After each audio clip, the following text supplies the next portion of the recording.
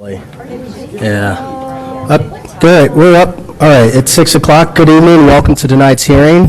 The hearings being conducted are in accordance with the provisions of the Nebraska statutes, which require that governing bodies conduct public hearings to take public input regarding proposed budgets and property tax requests.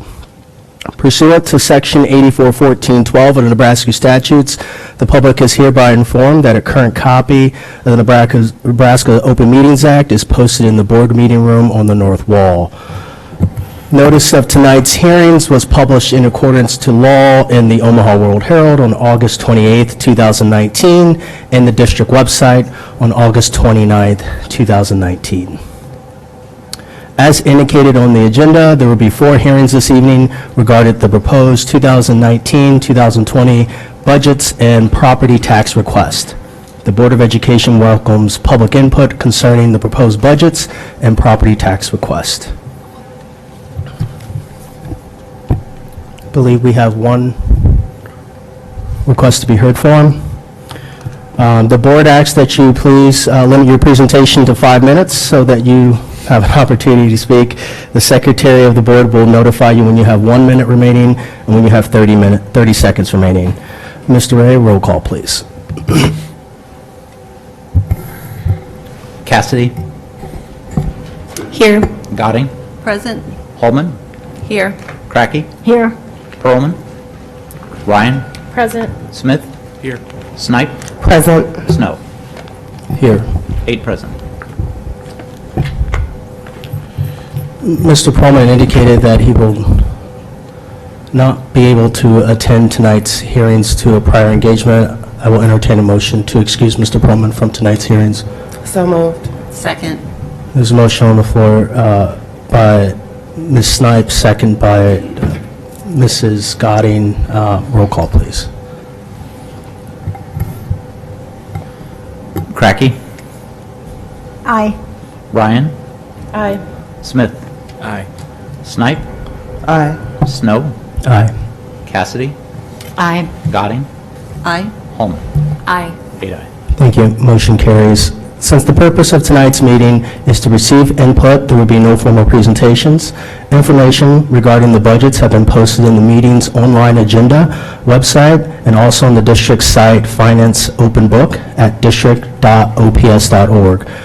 The Board of Education may make additional changes, modifications to the proposed budgets and property tax request between now and the required adoption currently scheduled for tonight's regular board meeting, September 4th, 2019.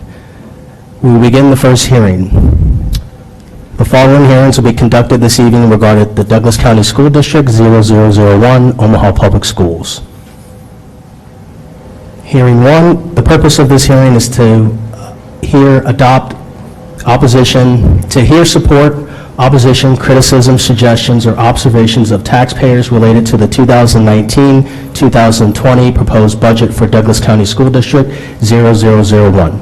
Roll call, please.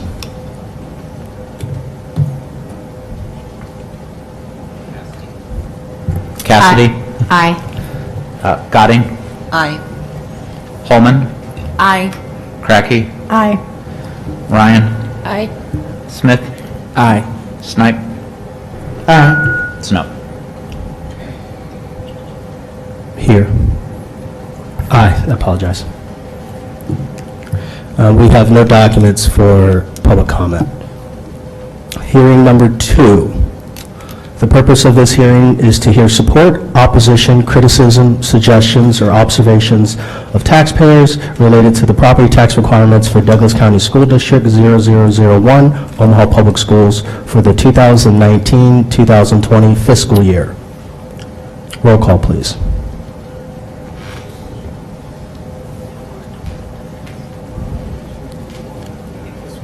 We are doing attendance. So I do, yes. So here, I apologize. So we are taking attendance, just to clarify for members of the board, we are taking attendance to hear your presence so that you are here so we can open up to the community to give their public input about the proposed budgets that we have before us. And then, so you would say here, not I. Cassidy. Here. Gadding, Present. Holman, Here. Cracky, Here. Ryan, Present. Smith, Here. Snipe, Here. Snow. Here.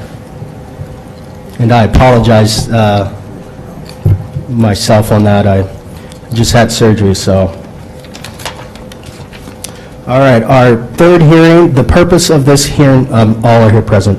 All right, purpose of the third hearing is to hear support, opposition, criticism, suggestions, or observations of taxpayers related to the 2019-2020 proposed budget for Educational Service Unit Number 19. Mr. Roll call, please.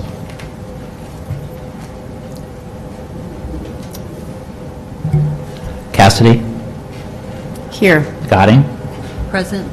Holman, Here. Cracky, Here. Ryan, Present. Smith, Here. Snipe, Here. Snow. Here. 8 present. Thank you. We do have some request to be heard from by Doug Kagan.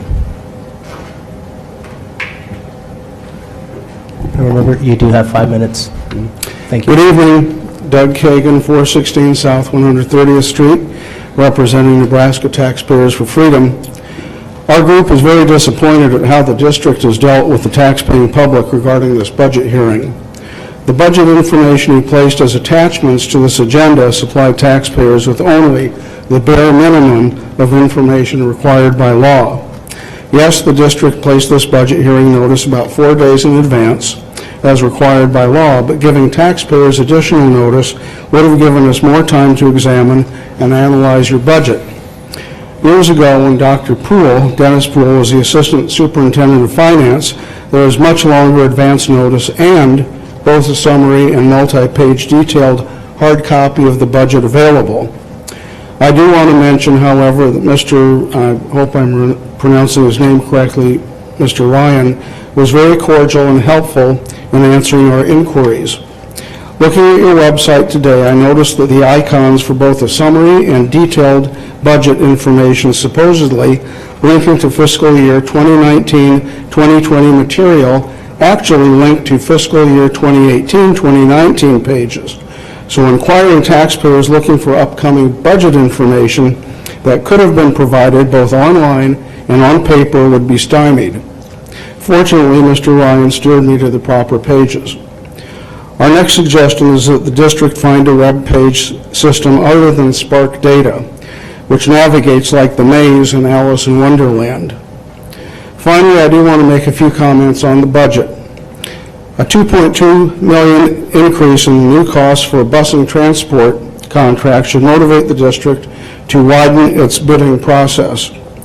Purchase services costs rising by 10.7% and supplies and material costs increasing by 33.1% should convince the district to make interlocal contracts with adjacent districts to buy in bulk. Revenue sources next fiscal year dropping by 11% and 5-year cost projections showing only a 2.13% hike in revenues, but a 3.3% increase in expenditures should convince the district to continue serious budget cutting. Finally, we are aware of and do support the district work streams policy to assist budget cutting. Thank you. Thank you. And the board does appreciate your comments and everyone's comments tonight. Hearing number 4, the purpose of this hearing is to hear support, opposition, criticism, suggestions, or observations of taxpayers related to the property tax requirements for Educational Service Unit Number 19 for the 2019-2020 fiscal year. Mr. Lowe, roll call, please. Cassidy, Here. Gadding, Present. Holman, Here. Cracky, Here. Perlman, Here. Ryan, Here. Smith, Here. Snipe, Here. Snow. Here. 9 present. Thank you. We have no public comments for hearing number 4. The meeting is adjourned at 6:12. Thank you.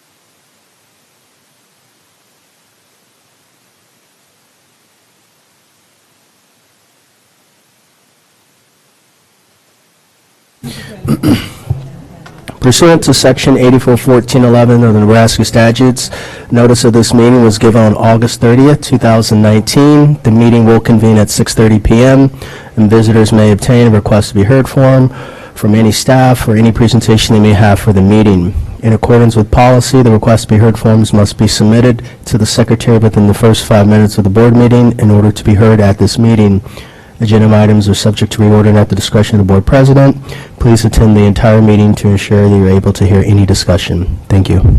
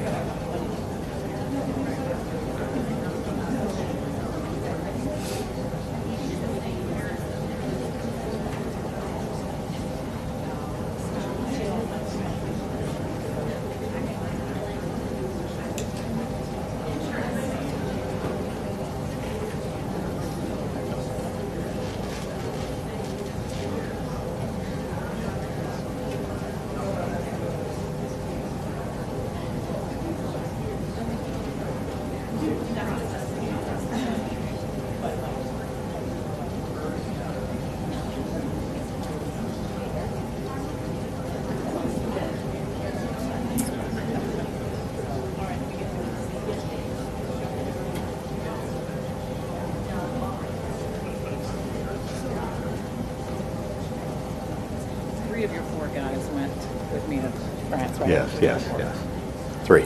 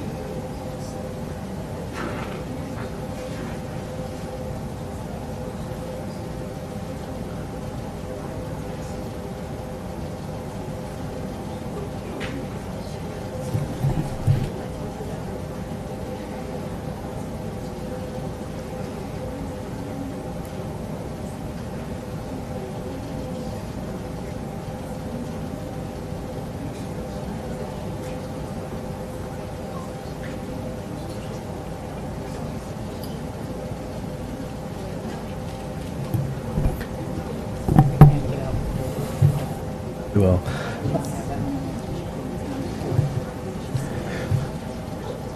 Pursuant to Section 841411 of Nebraska statutes, the next regular meeting of the Board of Education of Douglas County School Districts, District 0001, and Board of Educational Service Unit Number 19 will be held on Monday, September 16th, 2019, at 6:30 p.m. in the Board Meeting Room of the Teacher Administrative Center, 3215 Cummings Street. The agenda will be kept current and available for public inspection in the Office of the Secretary of the Board of Education at the Administrative Building during regular working hours. Pursuant to Section 841412 of Nebraska statutes, the public is hereby informed that a current copy of the Nebraska Open Meetings Act is posted in the Board Meeting Room of the North Wall. Please stand and join us for the Pledge of Allegiance. Sergeant Major Burr and the Omaha Bryan JROTC.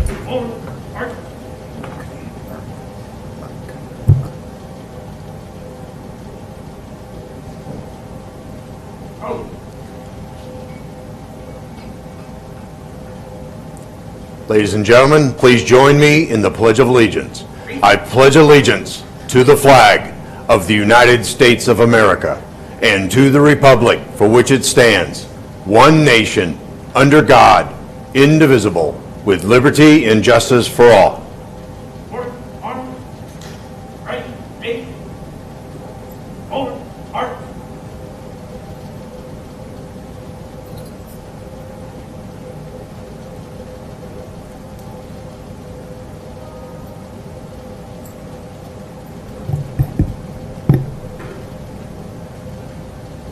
Thank you. And that is the JRTs from Burke High School. I apologize.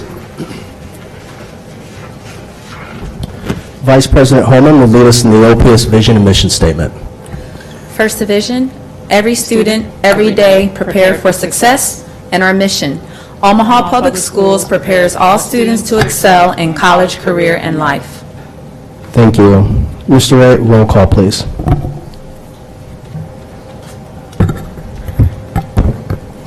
Cassidy, Here. Gadding, Present. Holman, Here. Cracky, Here. Pearlman. Here. Ryan, Present. Smith, Here. Snipe, Present. Snow. Here. 9 present. Thank you. We do not have a school spotlight, but we do have 3 students from Scott High School in the back. Please wave your hand, ladies. Welcome to OPS. Thank you. Moving on to Board and Superintendent Communications, Dr. Logan.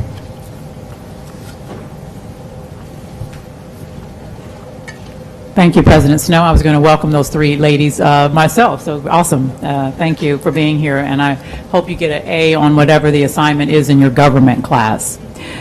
The last week, we had town hall meetings here at the Teacher Administrative Center for our central office employees. One in the morning and one in the afternoon. While we often keep our central office employees updated about work our Board of Education is engaged in, as well as current happenings around the district through email and video updates, we've rarely had the opportunity to speak directly with central office employees face-to-face and to update them and answer their questions.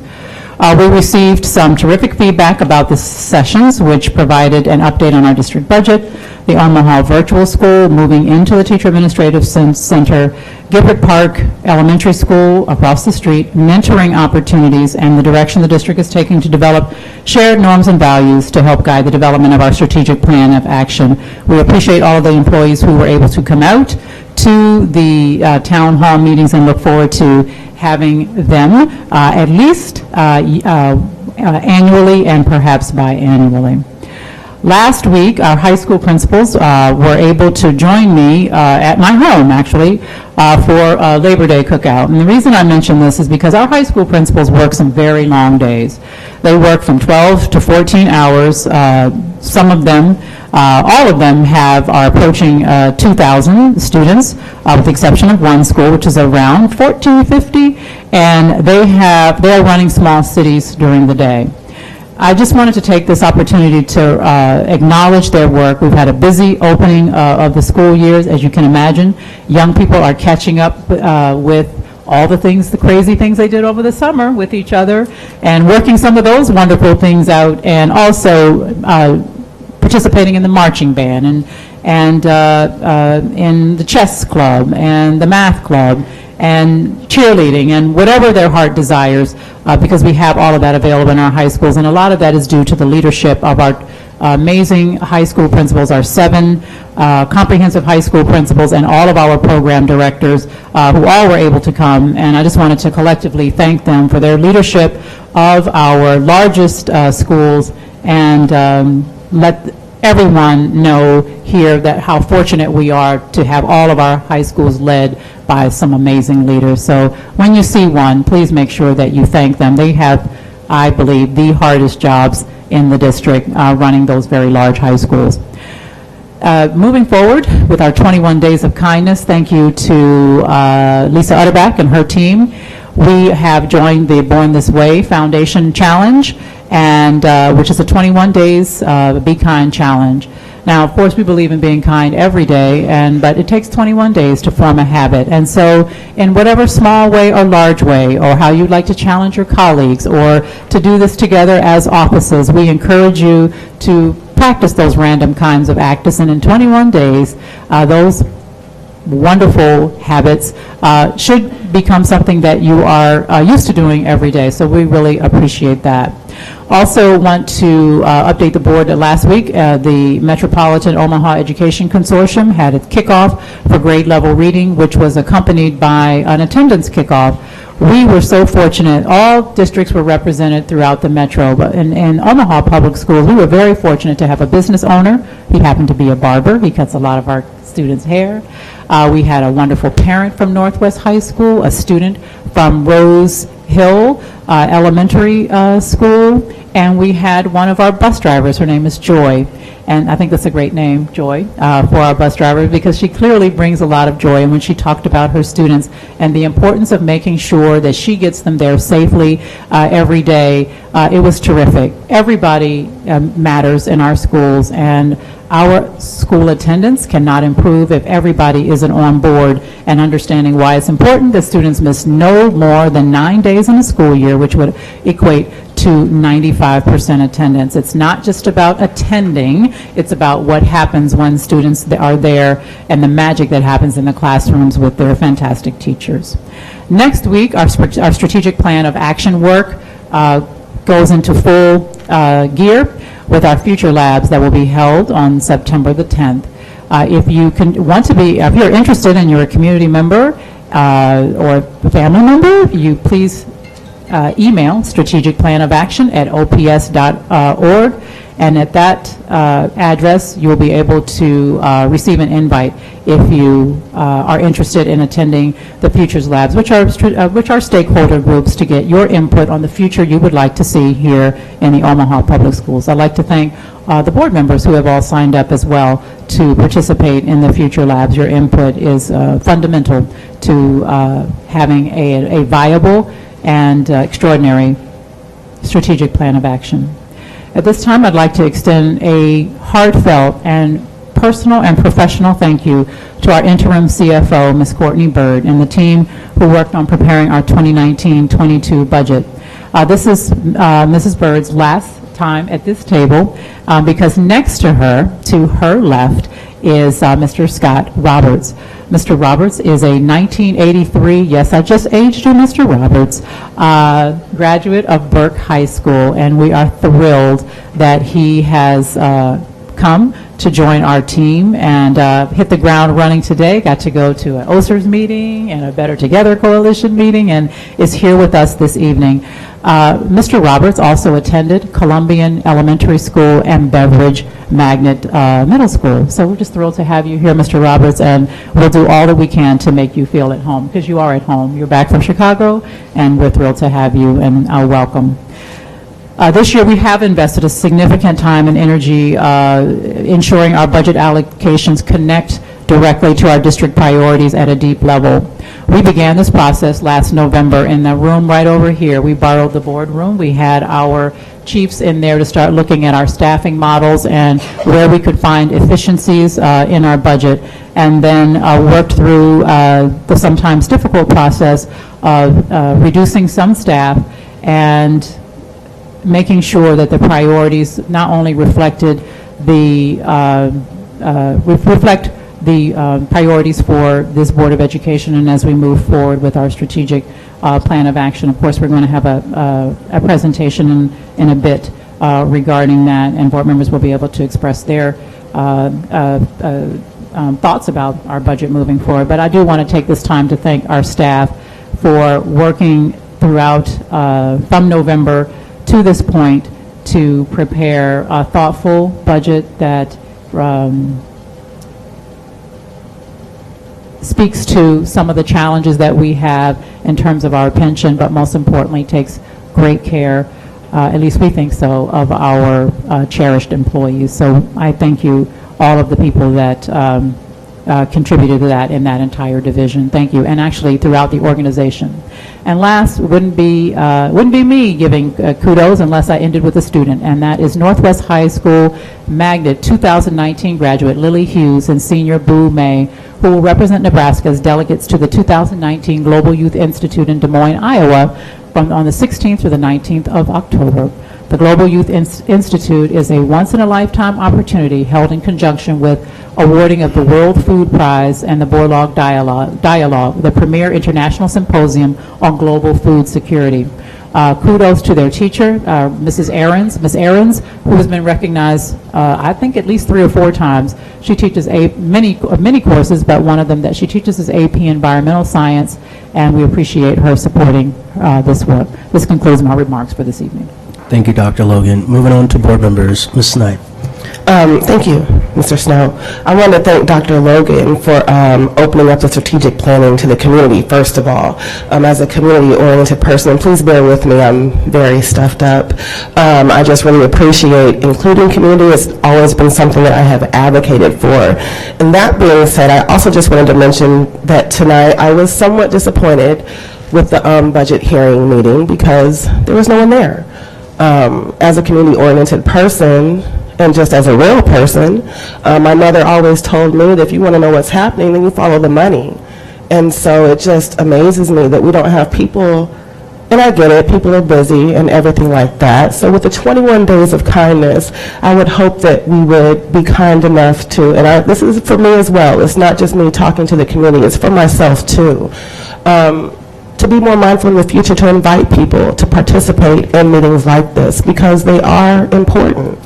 As a new board member myself, I'm still learning, and if there's things that I don't know, there's things the community that doesn't know, but yet a lot of the information is available. So I'm speaking to myself and I'm speaking to everyone that when we have meetings in the future, if we could just try to think about it, and I will do my best to as well, to invite people to come. And if people say, well, why should I go?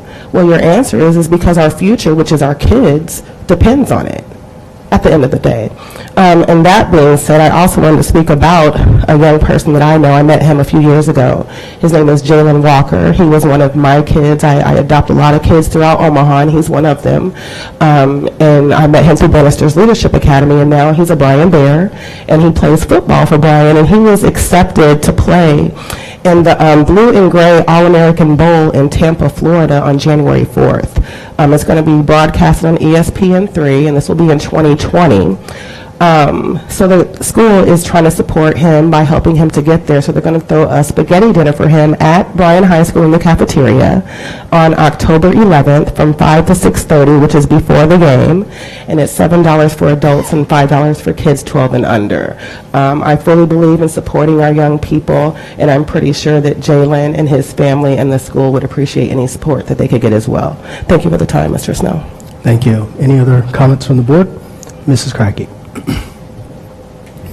Adding to the opportunity for our public to be heard and to engage in activities, our district Citizens Advisory Board meets 4 times a year with 2 families from each school selected, a husband, wife, or a single person in that family.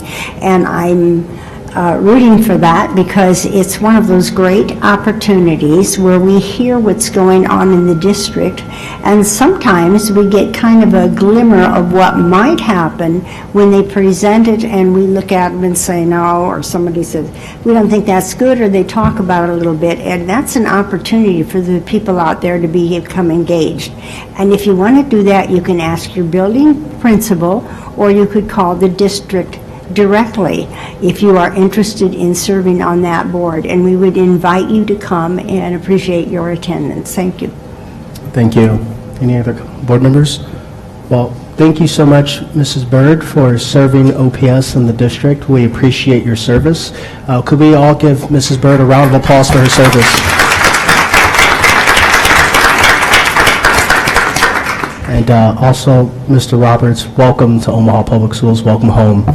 I want to give a couple updates. September 6th, this Friday, we have our first high school groundbreaking ceremony for the 60th NL High School at 10 a.m. So if you're available to attend, we would love to see you guys there. And then also the school to the right of this building, Gifford Park dedication will be on September 10th at 5 p.m. If you're available, please come out and support the schools, because and the community, you guys supported the bonds that are going to be building these wonderful schools that are going to house our students. So, leaving that, we have public comment. We have one comment. So, the Board of Education has adopted policy 8346, which provides public comment for a period of 1 hour. That same policy limits individual speakers to a maximum of 5 minutes. We ask that you respect that time limit. Mr. Ray will let you know when you have 1 minute remaining and when you have 30 seconds remaining. Given, if you are in need of an interpreter, please let Mr. Ray know and one will be provided for you. If the subject of your public comment is related to a particular student or staff member, we ask that you not mention the student or staff member by name and instead provide that information to Mr. Ray. He will assist us in looking those types of details for you. If you do not get an opportunity to speak and would like to submit any written commentary, please provide it to Mr. Ray. He will make sure each board member gets a copy.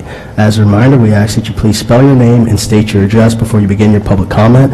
It is now 5:49, and our only speaker is the president of OEA retired, Walter Sue Dodd.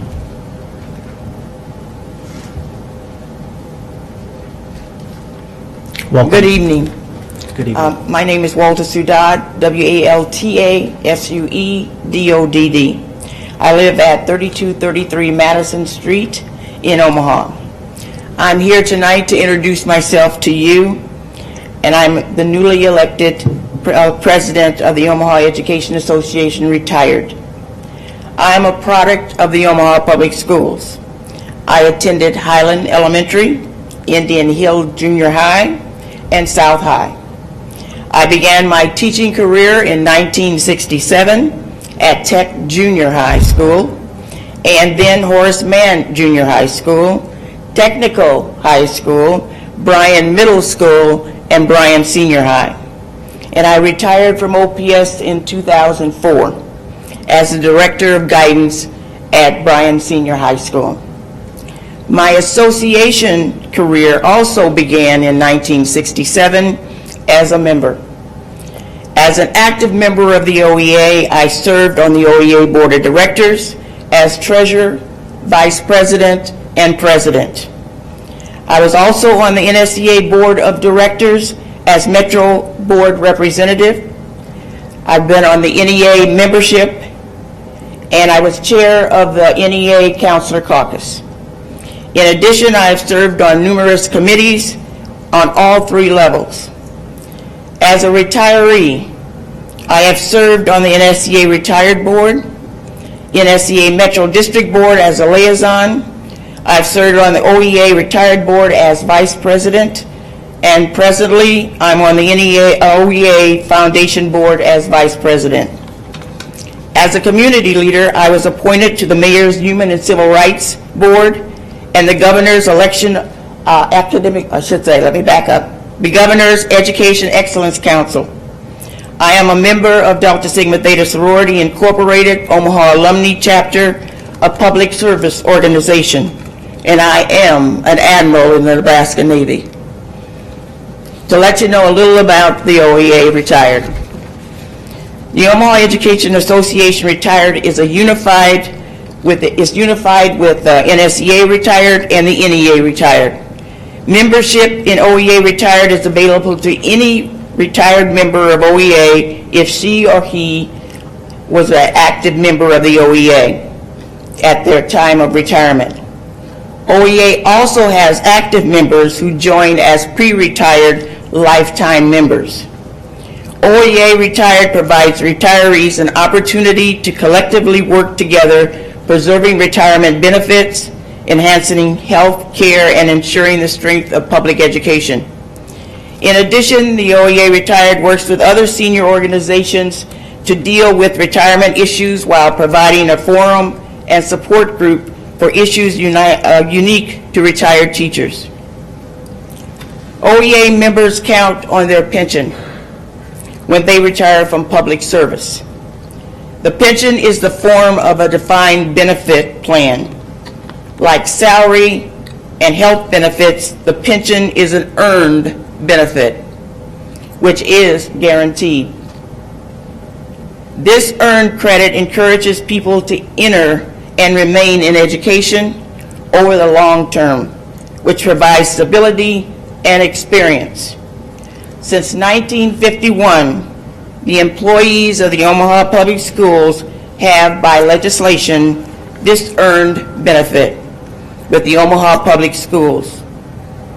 Through the OSERS program, we hope to continue our relationship into the future with the Omaha Public Schools. 1 minute. Thank you for your time. Thank you, and congratulations on being the new elected president of OEA Retired. Moving on to the consent agenda, I will entertain a motion to approve the consent agenda that is before us. So moved. Second. There's a motion on the floor by Dr. Holman, second by Mr. Smith. Any abstentions?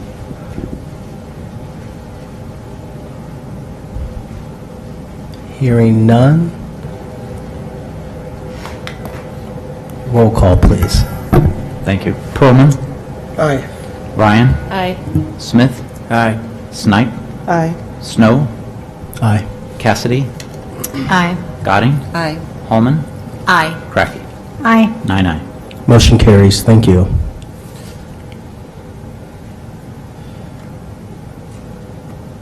Okay, so we have several action items on tonight's agenda. One second. Just a little preview for the board, just so you know, I will entertain the motion, have a second, and then we will open up for discussion after the presentation, just so everyone knows. Okay? So moving on to item I-1A, Douglas County School District 2019-2020 budgets which do not require a tax levy. Dr. Holman. I move to adopt a resolution before you to approve the 2019-2020 9-levy budgets for Douglas County School District 0001, which includes the following. School lunch, $38,762,838. School activities, $6,500,000. Central stores, $4 million. Depreciation, $5 million. Employee benefit, $11,600,000. Student fees, $900,000. Contingency, $15 million. Cooperative, $35,398,437. Prior service retirement, $125,000. Second. There's a motion on the floor by Dr. Holman, second by Ms. Ryan. Discussion.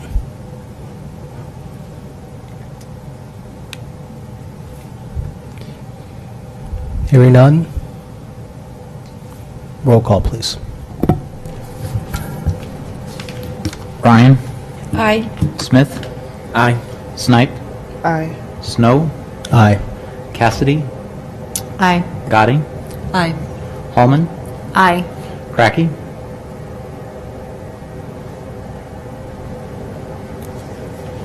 I, Pearlman. Aye. 9-9. Motion carries. Thank you. Moving on to item I-1B, Douglas County School District 0001, 2019-2020, budgets which require a levy excluding general fund. Dr. Holman. I move to adopt a resolution before you to approve the 2019-2020 Douglas County School District 0001 budgets, which require a tax levy excluding the general fund as follows. Bond fund, $80,664,531. Special building fund, $323,458,439,000. Qualified capital purpose, $5,572,127. Second. Thank you. There's a motion on the floor by Dr. Holman, second by Ms. Ryan. Opening up for discussion, I do believe Mrs. Gotti. I guess I have a question. Are we voting on this before the presentation is given? So I was just doing that for that one and then have her come up and give a I just think presentation. it would be helpful to have the presentation before we vote on this, because Fair we're enough. voting on the presentation Fair pretty enough. much, right? Mrs. Byrd.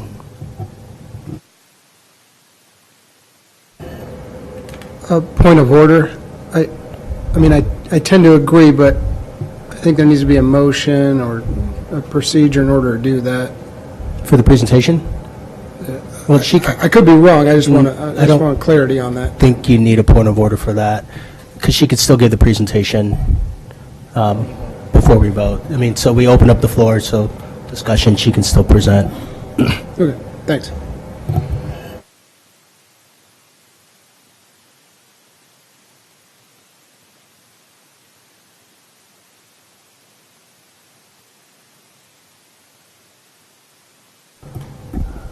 I apologize, Mrs. Byrd, we had our small group meetings, and I forgot that you worked this hard to actually give a presentation for us.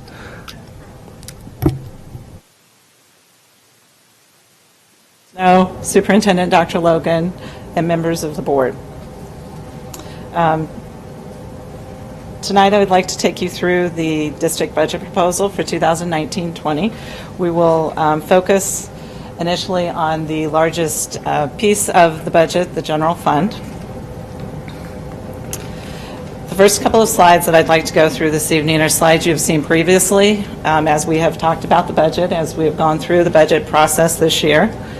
The budget proposal is focused on investing for the future of our students and staff and ensuring that they have the technology and facilities needed to learn and grow. Investment in students includes a $7 million investment in elementary English language textbook adoption.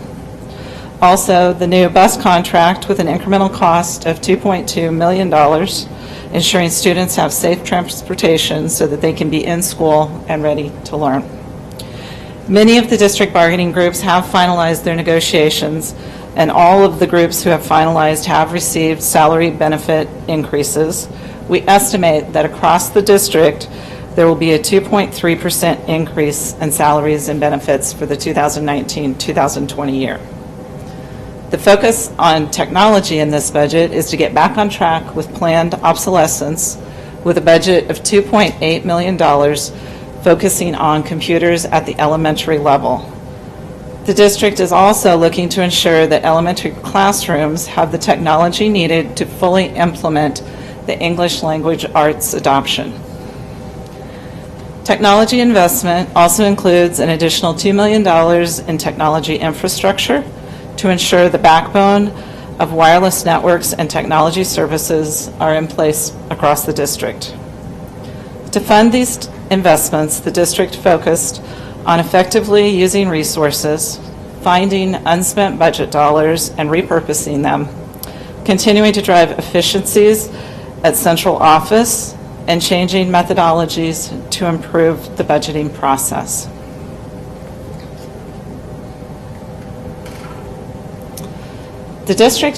Building the district budget is really about maintaining balance. The district has a specific set of revenue and income sources, state aid and other state and federal receipts, along with property tax and other local receipts. We anticipate the split between those two sources to be 54% state and federal for this coming budget year, and 46% property tax and local. From an expenditure perspective, the other side of that equation, the proposed budget is built with 80% of spending in salaries and benefits for staff members, our most important resource.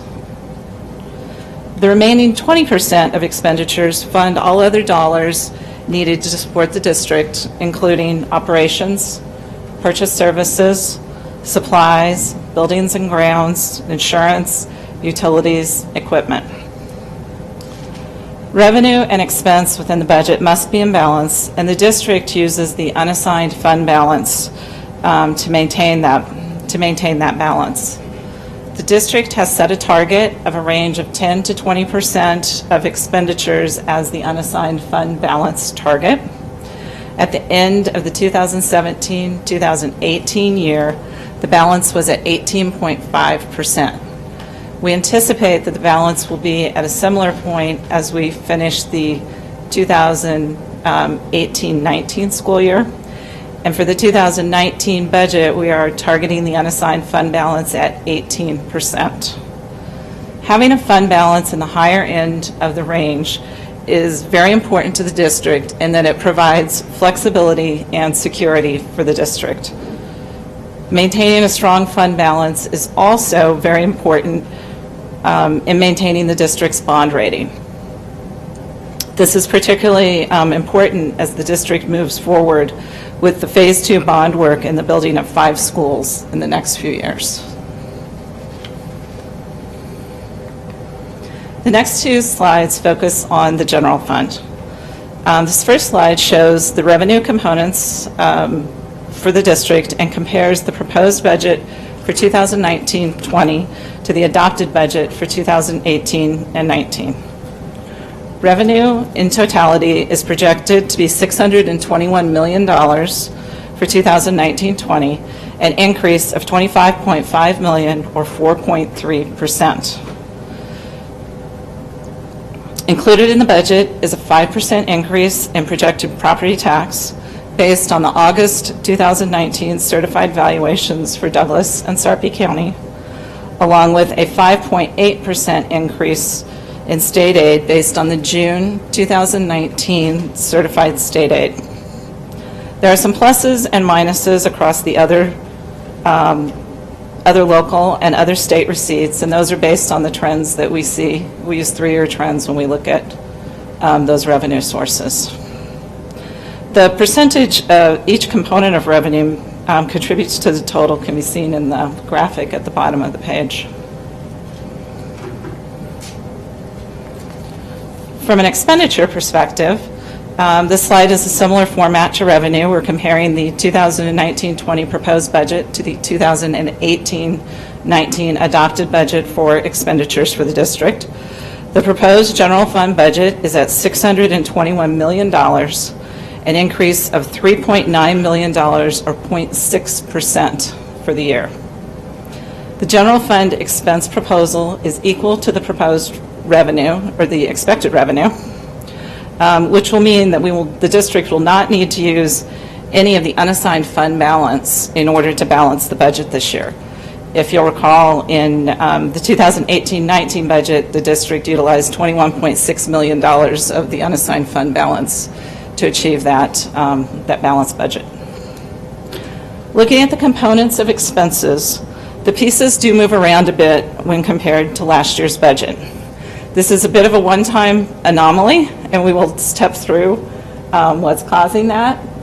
And the good news is that the anomaly, while it makes it a little harder to look at the budget year over this year, it will create a lot of transparency as we go forward for the budget. Salaries and benefits are showing a decrease of 2.9%, and other expenses show an increase. Let me begin with the salaries and benefits paid to district staff are not decreasing. While, as I've discussed, while some of the negotiations are not final, the district anticipates an increase in salaries and benefits across all groups for 2019-2020. So why are salaries and benefits decreasing? There are a couple of components to that. As we have discussed in earlier budget presentations, as part of the $10 million spending reduction, some positions were eliminated in central office and in selected programs, along with reductions associated with the work completed to create equity across elementary classrooms in teacher-to-student ratios at the elementary level. Employees impacted by these reductions were offered other roles within the district. The larger portion of the reduction that you see here comes from the district work to deliver savings by looking deep into specific areas. As a result, we have changed the methodology the district will use to budget for salaries and benefits, creating a more accurate and a more transparent process. We're moving from an average salary benefits methodology to actual salaries by position methodology. So what that means, instead of calculating averages for groups of employees in similar roles and using that, we're actually going position by position and looking at the salary of the individual who is in that role at the time we are developing the budget and using that as the basis for our calculation. Under the average salary method, each year more dollars were budgeted in salaries and benefits than were actually spent, because that is not a precise calculation. What happened then, there were other lines of the budget that were not specifically budgeted as line items, because we knew that as dollars freed up from salaries, we would have money to make those other expenditures during the year. So the change as we go to 2019-20 is that salaries and benefits is salaries and benefits, and all of the other lines are those actual expenses. So a lot clearer for everyone going forward.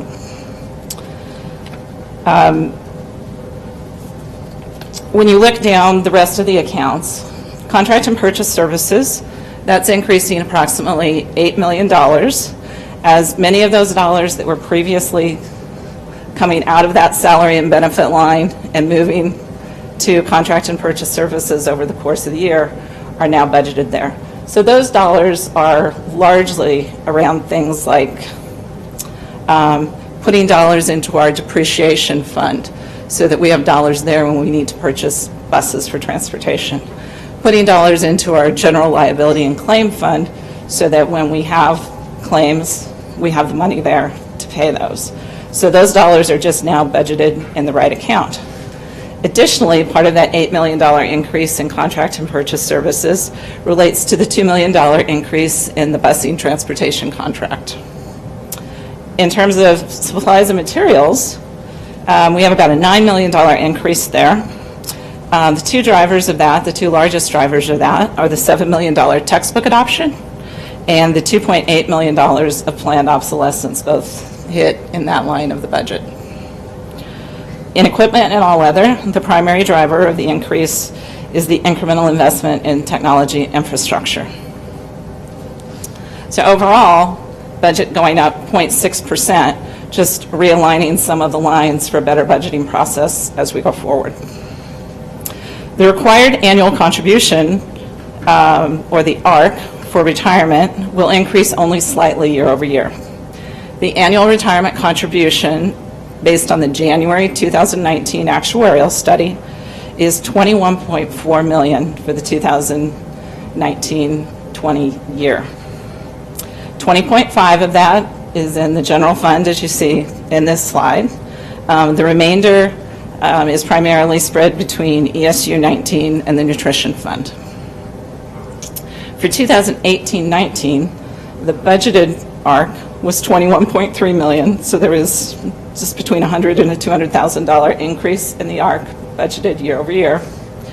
In 2018-19, as you recall, when we received the actual required ARC for the year, which comes to us in about the late April, May timeframe, the actual required ARC for 2018-19 was $18.2 million, but the district opted to pay the budgeted $21.3 million, recognizing the importance of the underfunded pension and choosing to make that $3 million incremental contribution for the year. Again, the percentage of each proposed expense of the total expense budget is in the graphic at the bottom of the page. This slide shows the property tax request for each of the levy funds, which includes the general fund, the bond fund, the special building fund, and the qualified capital purpose and undertaking fund. The first two tan columns show the tax request and the tax rates for the 2018-2019 approved budget. In 2018-2019, the district property tax request was $276 million, or a rate of $1.24 and almost a half cents, or exactly 1.245009. The third column shows what the tax asking would be if the district levied for the same amount of dollars as we levied for in 2018 and 19, but reflected any change in the valuation base, which there is a 7% change in the district valuation base this year. That tax rate would be just over $1.16 at 1.162728. The final two columns show the tax request and proposed tax rates for 2019-2020. The property tax request is $296.1 million, just slightly above last year's tax rate at 1.246645. That is an increase of 0.001645 for the year. It's a little hard to get your head around what that means in terms of dollars, but on a $100,000 home, the increase to the taxpayer for the year would be $1.65.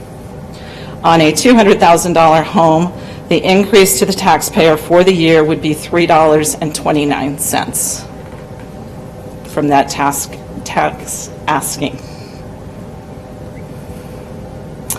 The components of the property tax request are made up of the general fund tax rate, which is $1.04, or exactly 1.043189, which includes a general fund rate of $1.03, or 1.03299, plus a 1 cent levy exclusion for voluntary termination agreements.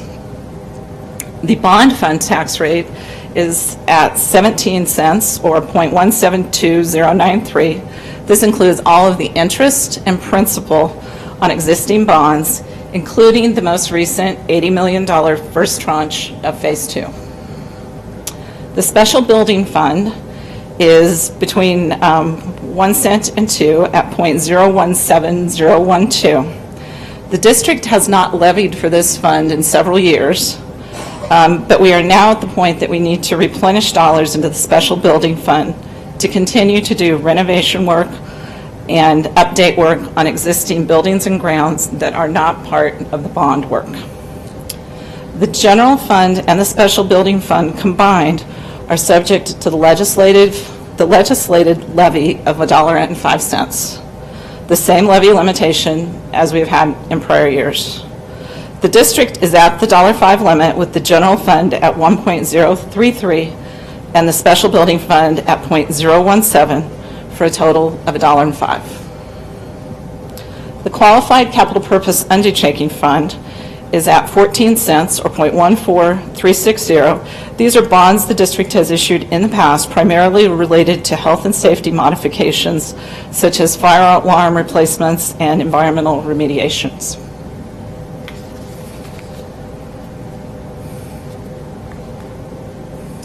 This slide is a little bit of an eye chart. It is easier to see in the handouts. The slide shows the proposed budget for all levied funds. The proposed expenditures are equal to expected revenue of $1,030,695,000, with the general fund at $621 million. All funds expected to receive from the 2019-2020 tax levy, along with current fund balances for all special building and qualified capital purpose funds are included. This does not include an anticipated $91 million from grants. The proposed revenue includes the general funding components that we've discussed in detail, along with the expected funds from tax requests for additional revenue related to bonds, special building fund, or the qualified capital purpose fund. In terms of where we are in the budget timeline, today we conducted the budget hearing and we'll be seeking budget adoption. September 20th is the deadline for budget filing with Douglas and Sarpy County and the Nebraska Department of Education. By October 13th, the resolution setting the property tax request is due to Douglas and Sarpy County and the Auditor of Public Accounts. For additional information, we have the Budget at a Glance document available as part of a handout this evening. And there is also information on the district site at openbook.ops.org. Do you want me to go ahead and go through the ESU? Just go ahead and go through the entire presentation. Okay, thank you. Also this evening, we seek approval of the budget for Educational Service Unit 19. ESU 19 provides staff development, technology, and media services across the district. Projected revenue for ESU 19 is $19,250,000. That's a decrease of $2.3 million year over year. The decrease is primarily in local revenue. The interlocal transfer from the district is lower due to lower anticipated expenses in ESU 19. Property tax is up slightly, approximately $200,000, and state aid for core services is down slightly, approximately $100,000.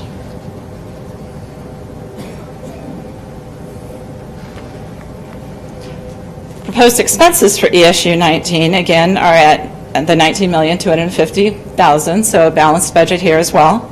That is a decrease of $2.85 million or 13% year over year.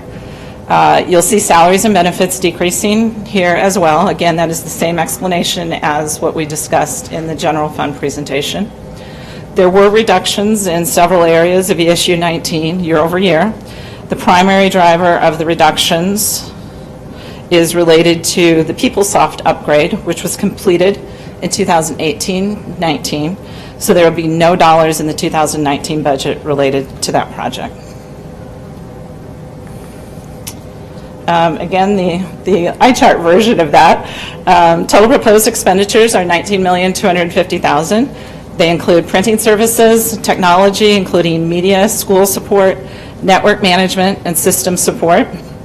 The general fund expenditures, including project management, user support, and equipment repair.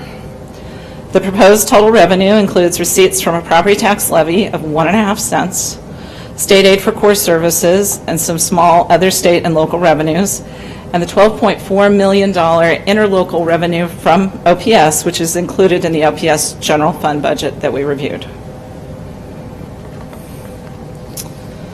One last thing that I would like to share this evening is a 5-year projection on the general fund. It's important for the district to have a forward focus. Looking forward allows the district to better utilize resources and solve problems and potential issues over a period of time. None of the numbers on this page will be precisely accurate over the next 5 years. However, by doing this type of projection, the district can look forward based on a set of assumptions. The first 3 columns of numbers represent the fiscal 2018-19 approved budget, a projection for 2018-19 actual results. With the fiscal year just ending on August 31st, we do not have final results for the district for the fiscal year yet. And the 2019-20 budget column is aligned with the numbers that we've presented this evening. For the years 2021 and forward, the following assumptions have been utilized. Revenue increasing approximately 2% per year for state aid, with property tax assumed to increase at approximately 3%. Salaries and benefits are assumed to increase at 2.5%, but this will obviously vary in each year based on negotiated agreements and can vary significantly from this amount. Expenses will increase approximately 2.5%, except where there are known investments such as textbook adoptions. The annual retirement contributions are based on the January 2019 actuarial study, and you will note that they do go up in the neighborhood of $2 million approximately per year.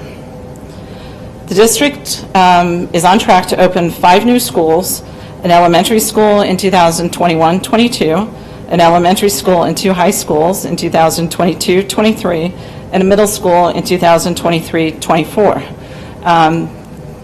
Placeholder expenses have been included for all of those schools, along with some startup costs the year before the school opens. In addition, in the revenue streams, there is a 2-year calculation of incremental revenue that comes to the district with a startup of a school. So that has also been included, and that's calculated based on the total enrollment of the school when it is full, not where it starts, but when it would be when it is full. There's a lot of numbers on this page, and it's difficult to get your head around 5 years at the same time.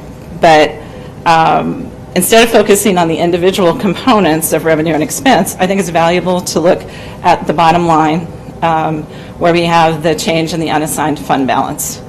As you can see, the beginning fund balance tells us that we start at the 18% that we've been talking about. But as you see, that fund balance continues to move down over the next years. Now, a lot of things that can happen that will change this. Revenues may be greater than what we have anticipated. Expenses may be less. Expenses may move around versus what we have forecasted there, and all of those things impact the fund balance. I think what the projection really tells us, though, the takeaway that we have from this is that work cannot stop within the district to pursue continuous improvement, identifying ways to move more efficiently and effectively utilize our dollars. By undertaking this type of work every year and by maintaining a forward focus, the district can solve for future investments while maintaining focus on students and staff and on providing the technology and facilities for them to be successful. That concludes my remarks, and I would be happy to take any questions. Thank you, Mrs. Byrd. Mrs. Gotti. So just making sure that based on the motion, we focus on the correct pages, I think. So I think it was your slide 8, or is it 7?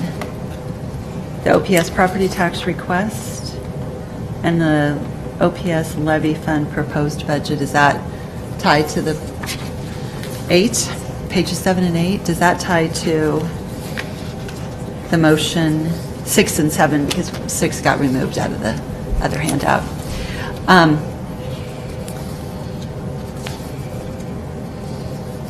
So I want to thank you for the explanation of the qualified capital purpose and the special building fund, because I think that's important.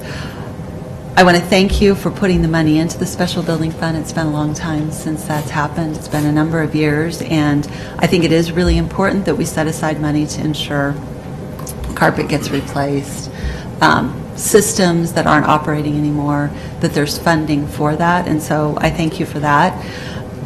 Also, on the bond funds, as most of you know, I have asked a lot of questions about that behind the scenes and some publicly for the last 2 years.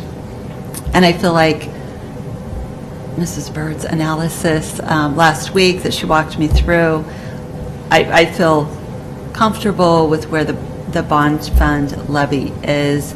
I think it's being calculated correctly right now, and so I want to thank you for that, because that's a pretty critical number that we get it right. And so I appreciate that, and I appreciate all the effort that your staff put into to build those spreadsheets and to take a deep dive analysis into that. So I want to thank you for that, for the work and the effort, and I feel confident on the bond fund levy, which I know I've been very vocal about. So thank you very much for the work on pages 6 and 7. Mrs. Cracky. Earlier, we talked about my liking pie charts, and you showed me what you came up with. Do you have a copy of that to put on the screen? I do not have that with me this evening. That's too bad. I always like seeing that, and that sliced it up just beautifully, and then I relate better to the pieces that way. So I hope in our next presentation, we can see that. Thank you. Mrs. Cassidy. Thank you. I just want to, first of all, let the public know that we did have quite a bit behind the scenes. Ms. Bird has made available, we went through, all of us that had the opportunity to meet with her individually or in small groups. That was part of what we all did. So we got the opportunity to get a lot of our questions answered beforehand, which I thank you. Coming from someone that's not so great with numbers, like Mrs. Gotting, you were able to really kind of dumb this down, if you will, for me and for maybe others on the board that might not be as accounting savvy. I do want to thank you, though, for all of your hard work, just doing things that seem very logical to me, like clearing up line items and putting them in actual categories made a lot of sense to me and seemed like are very, very logical, just made sense. I think that the public can really look at your work showing that the ARC payments are completely laid out. I know that's a huge issue for a lot of our constituents and our public in the community. So I thank you for that. Just want to thank you overall for your work. You really made this very easy to understand completely. So thank you. Mr. Perlman. Thank you. I too want to thank you for answering all the questions I had in our small group meeting that we had last week. One question I think I overlooked until tonight is related to page 13, and it's the projections for the next 5 years. And Mr. Perlman, because we have the motion on the floor for item I-1B, it has pertained to that piece on there for the motion that is on the floor. Okay.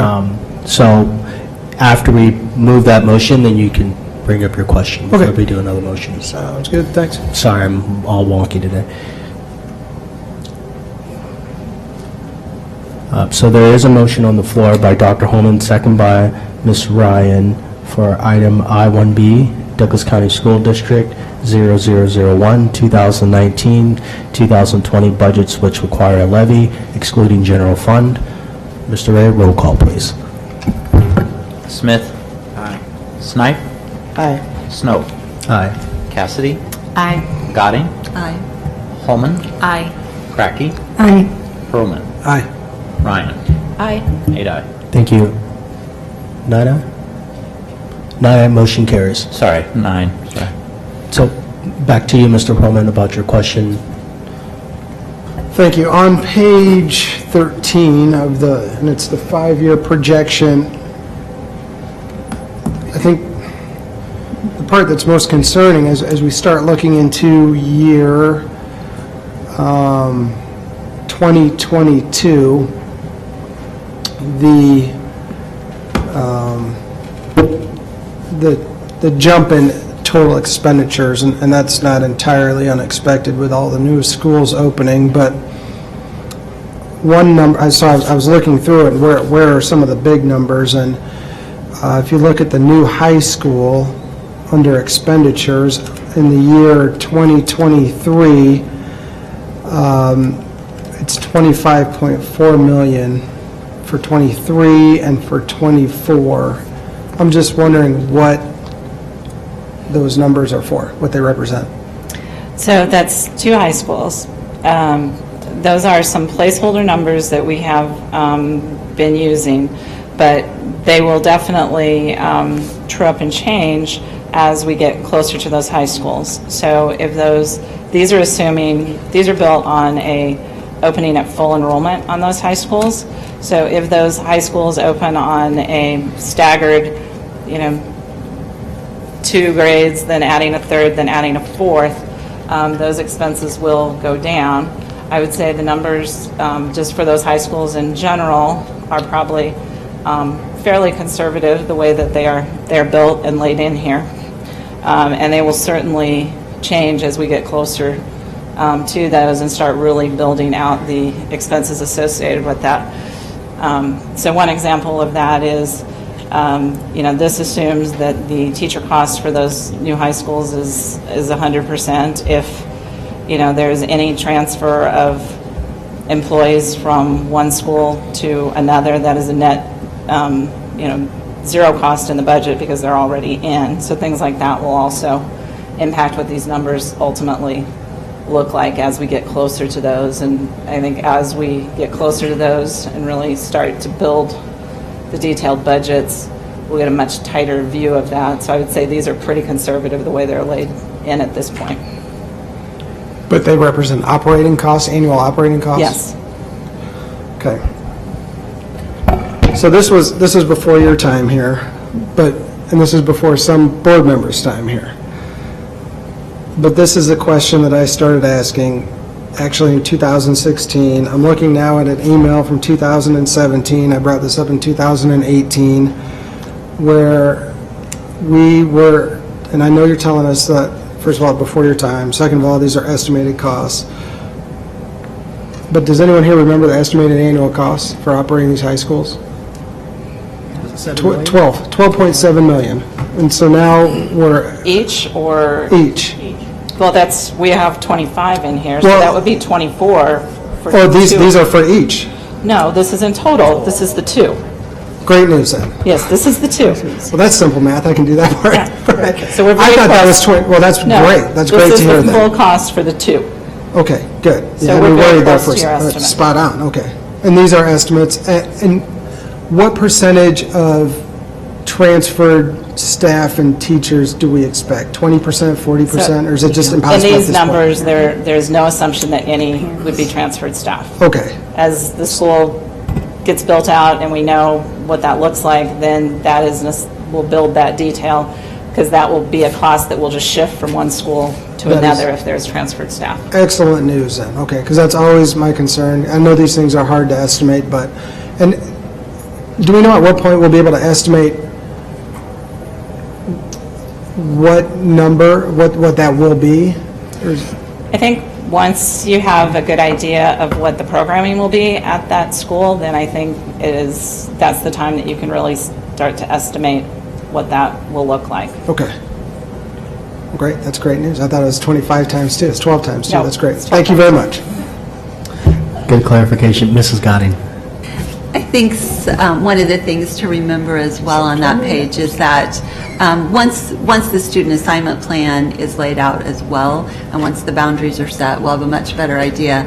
And we have to remember that 25 million is there as though 3,000 new students are now attending our school. And that's not what's happening, right? We may get some back, but certainly salaries will shift down. There will be some new salary costs because you'll have leadership that is duplicated now. But you'll mostly see building cost versus, as far as the infrastructure, the heating and air conditioning, all those things. So I just want to make sure that the public doesn't think it will be a whole 25 million, because that would assume that we have 3,000 new high school students, and that isn't the case. I would just add that our high schools this year are up almost 4%. So we're not exactly sure that what the numbers will be. We are a bottom-heavy district, so our numbers are as kids go up through the pipeline. So we will see what that will be. We currently have enough students to fill those high schools full on day one. Right. I do have one other question. Go ahead, Mrs. Broman. And that is, what can be done about taking advantage of the favorable interest rates in the municipal bond market, and if that's something that is being pursued as far as, because it's not my area of expertise, but what can be done with Phase 1 and Phase 2, and how that can save taxpayers money? Sure. So, Phase 2, obviously, Mr. we'll have... Pullman, can we have our actual bond consultant answer that question for you outside the meeting? Yeah, That's sure. I know there's some overlap, but it's certainly more a question that's probably better suited to those staff members. But that's, sure. Yes, I mean, that makes sense. and I'm sure we could have that. I believe that we were talking about board officers having that discussion, I think, in the the September 16th meeting with the board on having that. Appreciate it. Thanks. Thank you. So don't leave right yet, since we'll just keep going through the line. Have you stand all day. That's fine. All right, moving on to item I1C, 2019-2020 General Fund, Douglas County School District 0001. Dr. Holman.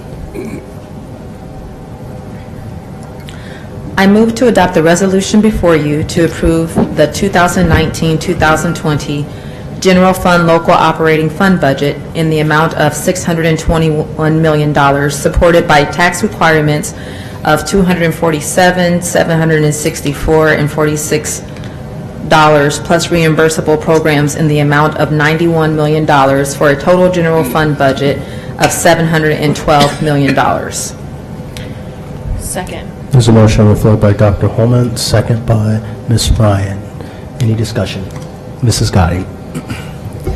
Well, first of all, I want to thank you as well for the methodology shift, specifically related to salaries and benefits, and also the analysis that you've done more specifically related to actual costs versus what you anticipate your actual costs to be versus what this year's budget is. Because I've always felt like when you look at prior year budget, you never know, did we exceed, did we not exceed that amount, but it's better to know what the actual is. So I appreciate all the work that you've put into going through all that.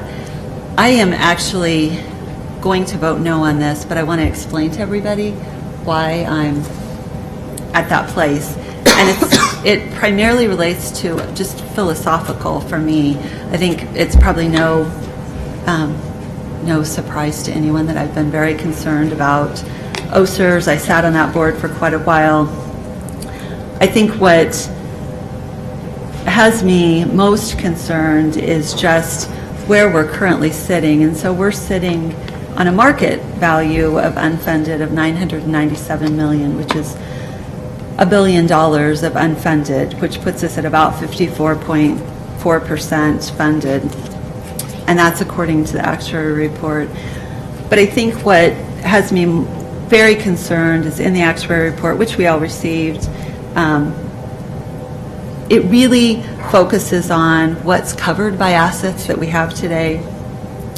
And on the portion that is not, we have a whole portion of our assets that aren't funded. And it says absent any significant benefit changes, if the system has been using level cost financing, the funded portion of 3, which is the liability for service already rendered by active members, will be increasing. And we're actually at 0% funded on that. And on portion 2, it says item 2 will be fully covered by present assets with the exception of rare circumstances, assuming we're, following level cost financing, when in fact, level 2, which is the liability for future benefits to present retirees, has actually shrunk from 2012 to 2019 from 95% to 78% assets available. So for me, I know that there was a shift in the funding policy of how the ARC was calculated. I sat on the OSERS board during the time when it was a closed 30-year period. We're now in a rolling 30-year period, which definitely makes the contribution less. And I realize that even though we're contributing more, it still is falling a bit short of where we could be. So for me, I look at the actuary report where, it uses the number of 29 million to be our contribution. And I also have looked at some of the information from the Better Together Committee, which focuses too on that $30 million contribution amount as what might help the system shore up better. So for me, it's a philosophical issue. I was on the OSERS board, and I give great kudos to Senator Nordquist when he was in the legislature before he moved to Congressman Ashford's office.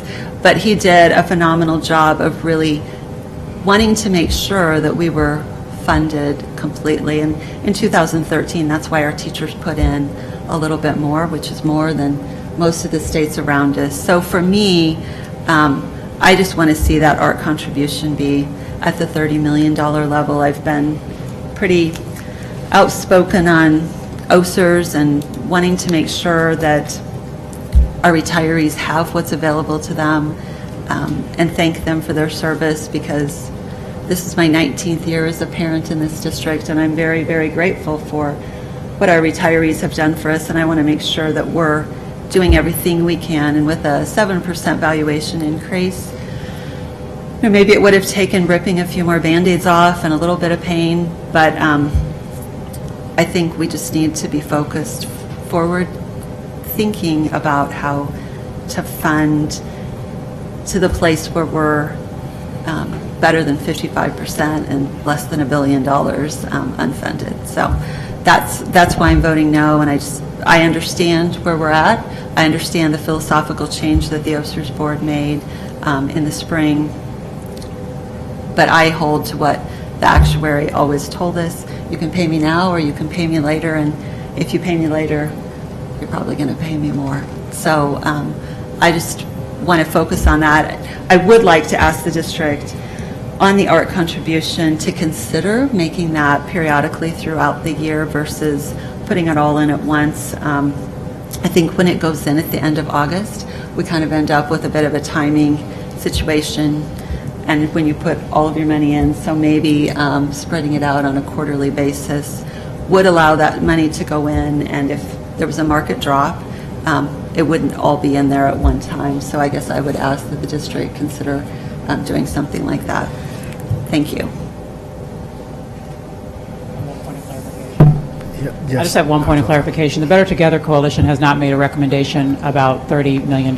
We have seen several actuarial studies that suggest 20 million or 25 million or all sorts of numbers, and we have not made any recommendations as a bet. It's important because we have 7 groups, and I want to make sure that that what they've represented, because they've come there with full faith that we're going to represent them, and that they haven't made that recommendation. They are looking at several different scenarios, and appreciate the increased payment that the district made this year, although they were not required to make as large a payment as we did make. So I just want to make that clarification. Thank you, Dr. Logan. Any other discussion? Hearing none, roll call, please. Snipe. I did have some discussion. Oh, you do have a question? I did. So I apologize. No, Mrs. don't Smith. apologize, because actually I'm sitting here, I just have to be very honest in that this leaves me with more questions. So now that leaves me uncomfortable voting, but that's how I operate. Understand. So at this moment in time, that's what I'm going to have to go with until I can have more questions answered. I hope you understand that. Makes sense. All right. Roll call, please. Snipe. No. Snow. Aye. Cassidy. Aye. Gadding. No? Holman. Aye. Cracky. Aye. Pearlman. Aye. Ryan. Aye. Smith. Aye. 7-0. Motion carries. Moving on to item I-1D, 2019-2020 budget, Educational Service Unit Number 19. Dr. Holman. I move to adopt the resolution before you to approve the 2019-2020 ESU 19 budget of $19,250,000. Second. There's a motion on the floor by Dr. Holman, second by Ms. Ryan. Any discussion? Seeing none, roll call, please. Snow. Aye. Cassidy. Aye. Gadding. Aye. Holman. Aye. Cracky. Pearlman. Aye. Ryan. Aye. Smith. Aye. Snipe. Aye. 9-0. Motion carries. Moving on to item I-1E, 2019-2020 property tax request, Douglas County School District 0001. Dr. Holman. I move to adopt the resolution before you to set the 2019-2020 Douglas County School District 0001 property tax requests as follow. General Fund, $247,764,046. Special Building Fund, $4,040,404. Qualified Capital Purpose Undertaking Fund, $3,410,664. And Bond Fund, $40,873,263. Second. There's a motion on the floor by Dr. Holman, second by Ms. Ryan. Any discussion? Mr. Pearlman. I will be voting against this. Again, similar misguiding, just on principle. I think with the unique and extraordinary property valuation increase, I would have liked to seen the levy remain the same. I know it's what was it, $2 or something a year for a home of $200,000. But for a $200,000 home, I think OPS's overall levy would lead to a property tax increase somewhere in the neighborhood of $25 per month. I do think the money is being spent well. It's not a concern. I think if we're talking about paying more for the ARC, I'd like to hear where that money would come from, whether that would be a tax increase or reduction in other areas. But for me, the $500,000 or so that's going to be generated from a 1/100th or thousandths of a percentage levy increase, I would prefer to have held off a year on that. So, but otherwise, really, that's my only issue with that. Mrs. Gadding. You know, I do want to point out one thing. When we talked about the levy won't be increasing significantly, only if your valuation didn't change. And I had folks that were looking at 30 to 40% valuation changes in one of my areas. So they're going to feel a very big change. Granted, it may not have been valued clearly. The assessor didn't think properly before, but I do want to point out that anybody having a valuation increase when we were looking at district-wide of 7%, they are going to see an increase in their property tax bill. Thank you. Any other discussion? Seeing none, roll call, please. Cassidy. Aye. Gadding. Aye. Holman. Aye. Cracky. Aye. Pearlman. No. Ryan. Aye. Smith. Aye. Snipe. Aye. Snow. Aye. Motion carries. 8 ayes. Moving on to item I1F, 2019-2020 Property Tax Request, Educational Service Unit Number 19. Dr. Holman. I move to adopt the resolution before you to set the 2019-2020 ESU number 19 property tax request at $3,562,597.24. There's a motion on the floor by Dr. Holman, Second. second by Ms. Ryan. Any discussion? Seeing none, roll call, please. Gadding. Aye. Holman. Aye. Cracky. Aye. Pearlman. Aye. Ryan. Aye. Smith. Aye. Snipe. Aye. Snow. Aye. Cassidy. Aye. 9 ayes. Motion carries. Thank you. Mrs. Byrd. Moving on to item I1G. This is the first reading of policies 4041, 4430, 7000, 8150, 8151. Mr. Ray. Thank you, Mr. Snow. These policies were brought through the policy committee. They were delivered in paper copies to the board on August 5th. It was presented as an information item on August 19th, 2019, and tonight we bring them forward through the policy committee as first reading. Again, those policies you identified, 4041 is a new policy, 4430 is an old policy, and the old policy book is being moved over with no changes. 7,000 was a change in that dollar amount. 8150 and 8151 align with legislative changes to the American Civics Committee. Thank you. Mrs. Gotti. On policy 4430, at the bottom of page 1, well, maybe a clarification. So at the top, it talks about retiring during the 2005-06 school year. Does that mean 2005-06 school year and forward? And then at the bottom, it says beginning with employees retiring. Right. And it's worded interesting, retiring prior, during. So are we just talking about, and if it was prior to 05-06, why is it on the policy? Because it seems like that's a long time ago. And so I'm just curious why it wouldn't just go through D, but then why the first paragraph wouldn't clarify, is it 05-06 and forward? That's my question. I'll turn that over to Mr. Wakefield. Again, this was a policy that had been adopted by the board back, I believe, in 2005. It might be hard to ask someone who, well, we'll see how he does first, and then I'll give a disclaimer. I'm going to defer to Mr. Ray. Because I was here. Yes, I was not. The way I understand that is 2005-2006 moving forward.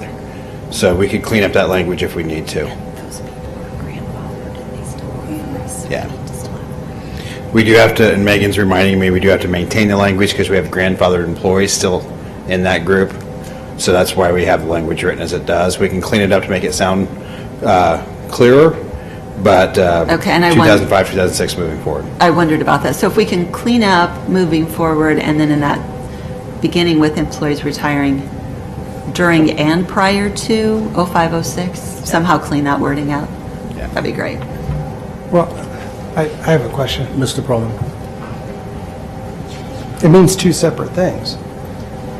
When you say beginning with employees retiring, and then that means you're starting then moving forward.